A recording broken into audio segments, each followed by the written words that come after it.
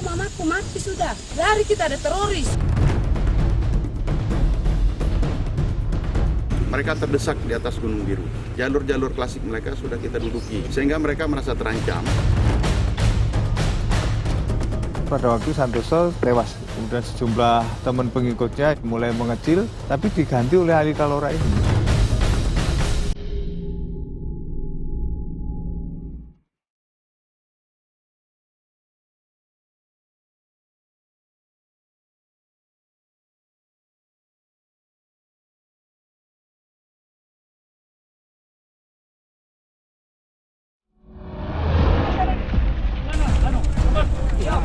Kaki sebelah, kaki masih ada sana. Kaki sebelah. Stop. 4 warga di desa Lemban Tongoa, Kabupaten Sigi, Sulawesi Tengah dibantai secara sadis Jumat kemarin. Itu. Ya. Sebelah lagi seperti ini. Korban dibakar hingga kepala dipenggal. Warga lain di sekitar lokasi ketakutan dan melarikan diri ke hutan.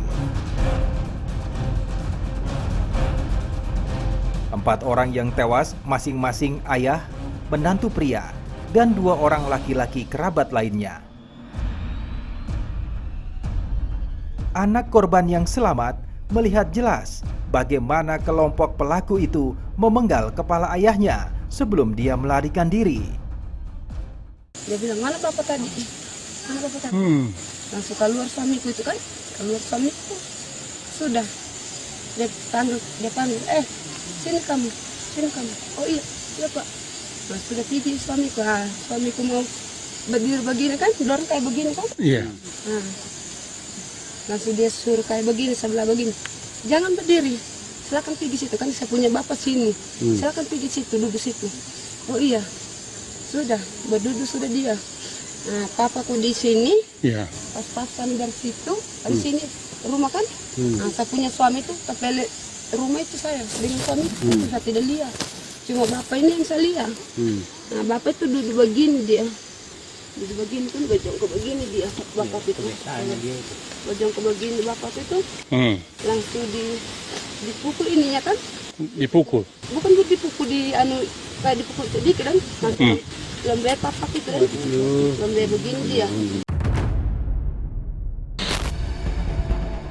Ada jejak kelompok teroris Mujahidin Indonesia Timur tertinggal di lokasi. Tidak, situ semua orang beli papak itu.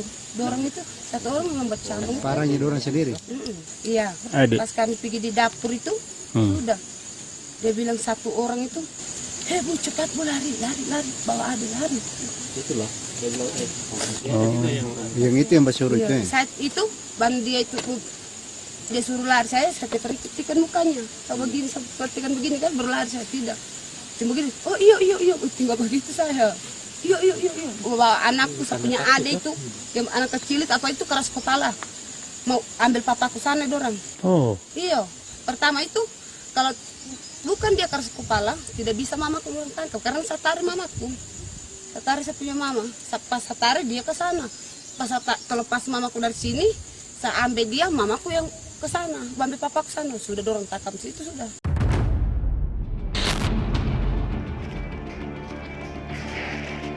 Peristiwa pembantaian warga ini bukan yang pertama kali terjadi.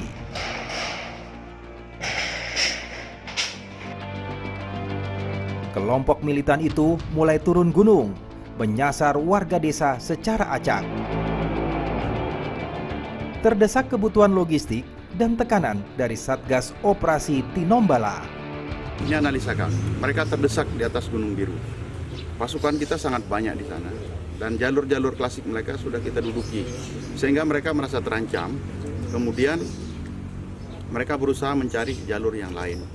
Nah, jalur-jalur itu mereka kuasai. Sekarang sedang kita pelajari dengan pengintaian udara, kemudian lewat trekking dan sebagainya.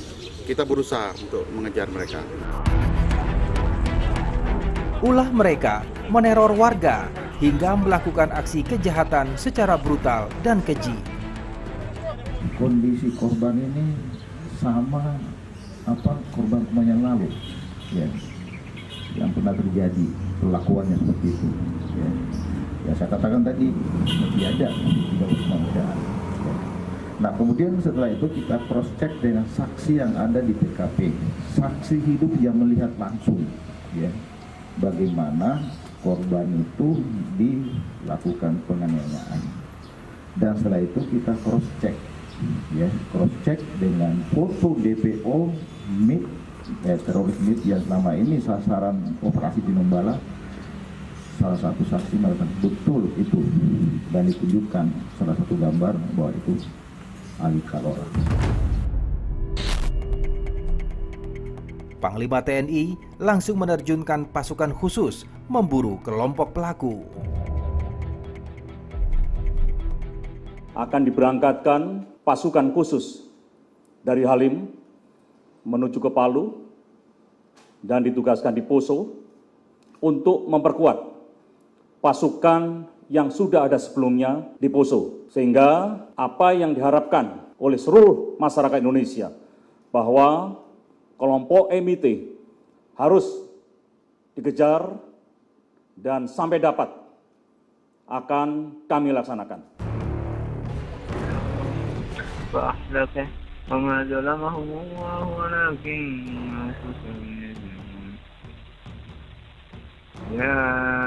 Nama Ali Ahmad atau Ali Kalora sebenarnya sudah masuk target operasi Satgas Tinombala sejak lama.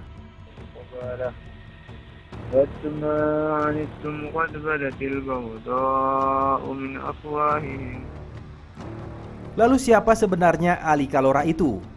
Dan bagaimana sepak terjang Mujahidin Indonesia Timur di Sulawesi Tengah? Mengecil tapi diganti oleh Ali Kalora ini.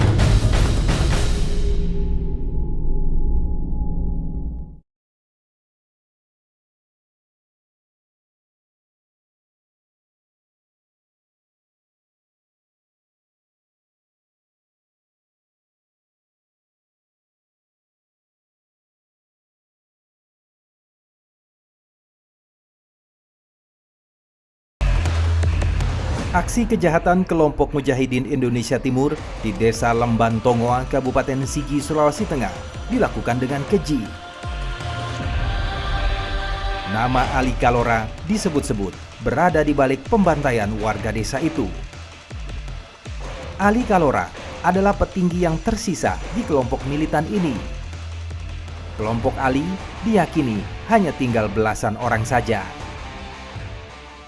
Ali Kalora itu nama aslinya memang bukan Ali Kalora, tapi Ismail Ali Ahmad kalau salah. Beliau itu berasal dari wilayah Maluku, terutama di Kepulauan Buru Selatan. Jadi setelah konflik di Ambon itu sudah mereda, apalagi pasca Malino II pada waktu itu, jadi Ambon itu sudah tidak ada konflik. Sementara Poso pada waktu itu sampai 2007 masih bergejolak. Jadi Ali Kalora ini dengan beberapa rekannya hijrahlah ke Poso untuk bergabung dengan kelompok Santoso pada waktu itu. Jadi Ali Kalora sendiri secara individu memang dulu pernah mendapatkan pelatihan basic militer selama adanya konflik Ambon di era 2000 sampai 2002, kurang lebih 99 sampai 2002. Di Buru Selatan Ali Kalora memang sempat mendapatkan pelatihan itu. Karena sudah terjadi konflik selesai, hijrahlah dia ke Poso untuk bergabung. Karena menganggap Poso itu masih sempat relevan, sudah untuk dijadikan kaidah aminah pada waktu itu. Jadi tempat standby-nya, tempat pelatihan dan tempat berkumpulnya para mujahidin yang melakukan perlawanan terhadap pemerintahan. Kelompok militan Mujahidin Indonesia Timur sebenarnya dibesarkan oleh Santoso. Strategi Santoso dan anak buahnya adalah bersembunyi di hutan-hutan pegunungan. Sesekali turun gunung mencari pasokan logistik. Santoso bersama Basri dan Ali Kalora, dua orang tangan kanannya, berusaha membesarkan anggota kelompoknya. Mereka mengklaim bagian dari ISIS. Hingga pada Juli 2016, pergerakan kelompok militan yang kerap membunuh warga itu terendus pasukan gabungan. Saat itu, petugas menemukan sebuah rumah kayu di pinggir sungai. Beberapa pria terlihat memegang senjata api laras panjang. Kontak tembak pun terjadi. 2 orang wanita dan 1 pria berhasil melarikan diri. 2 lainnya tewas. Petugas memastikan salah satu korban tewas adalah Santoso, target utama operasi Tinombala. Santoso mulai berulah lagi setelah dia merasa jatuh-beduh jatah hidup dan bantuan hidupnya itu ada yang ngambil. Ada yang ngambil, terus dia marah, terus dia lari ke gunung lagi setelah 3 tahun damai ini. Kemudian dia menyerang lagi dengan berbagai pola serangan hit and run seperti itu. Santoso kemudian kita buru, dia di pegunungan Taman JK dengan dikepung aparat keamanan yang diturunkan. Pada waktu Santoso tewas, ya, terbunuh. Kemudian sejumlah teman pengikutnya yang juga termasuk ada yang dari luar negeri juga tewas di situ, kemudian mulai mengecil, tapi diganti oleh Ali Kalora ini. Di tengah kondisi ini, Ali Kalora memimpin kelompok Mujahidin Indonesia Timur. Ada dukungan dari kelompok militan yang sama di luar negeri.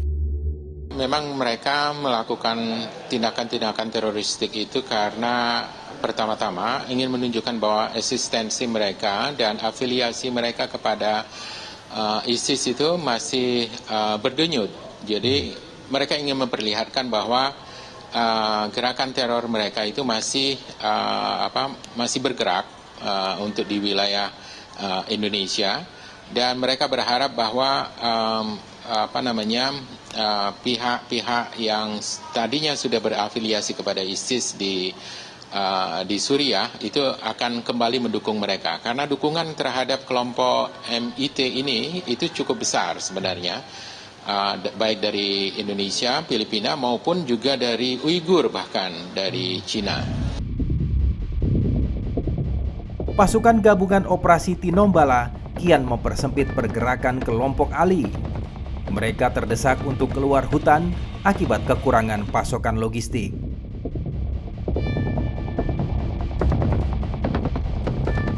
Ali Kalora dan anak buahnya kerap menakuti warga untuk mendapatkan logistik. Jika melawan, kelompok ini tak segan untuk melakukan kekerasan, bahkan membantai warga. Memang ada juga masyarakat sana yang memang sengaja memberi bantuan, juga ada logistik karena takut, atau dengan cara barter gitu ya. Dia ada yang pegang uang itu.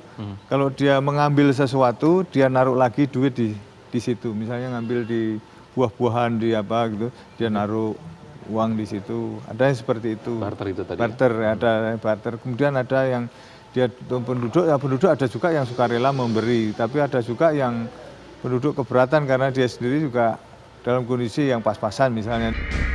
Ali Kalora masih berkeliaran membantai warga untuk urusan makanan. Kawasan Gunung Biru disebut-sebut sebagai tempat persembunyian kelompok kejahatan itu.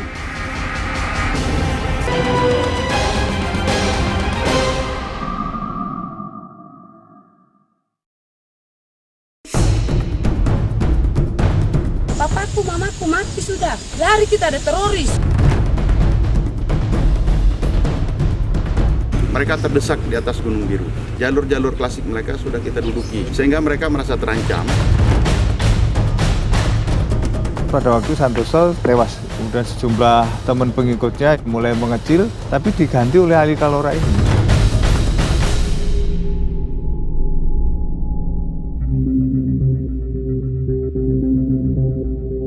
Nama kelompok Mujahidin Indonesia Timur sebenarnya sudah lama terdengar. Kelompok ini muncul sejak 2012 lalu. Kelompok ini bersembunyi dari hutan ke hutan di wilayah Gunung Biru. Lokasi Gunung Biru terletak di wilayah Taman JK, Poso, Sulawesi Tengah. Di lokasi inilah pelarian Santoso dan pengikutnya dimulai. Gunung Biru adalah surga bagi kelompok teroris ini untuk menggelar latihan militer.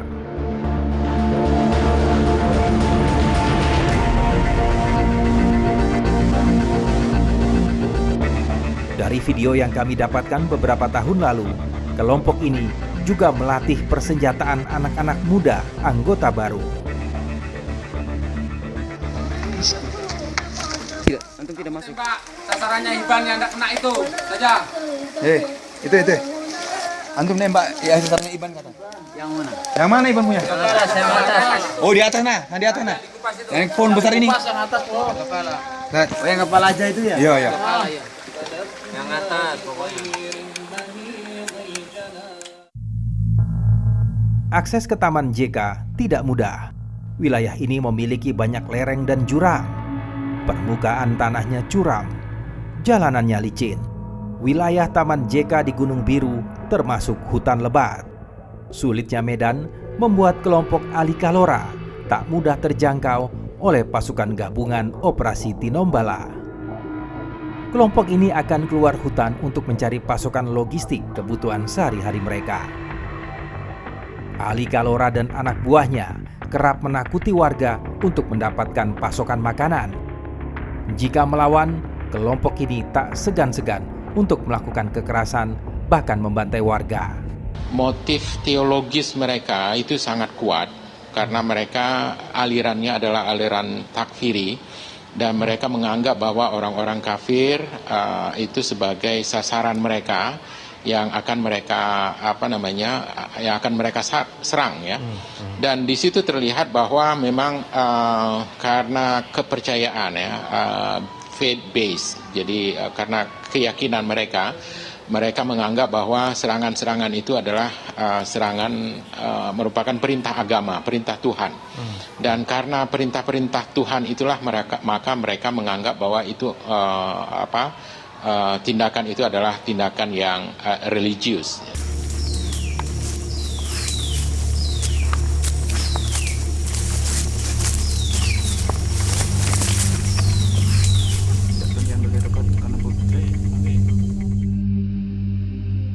Dari video yang kami dapatkan beberapa waktu lalu, sisa-sisa kelompok Santoso pimpinan Ali Kalora masih ada di dalam hutan.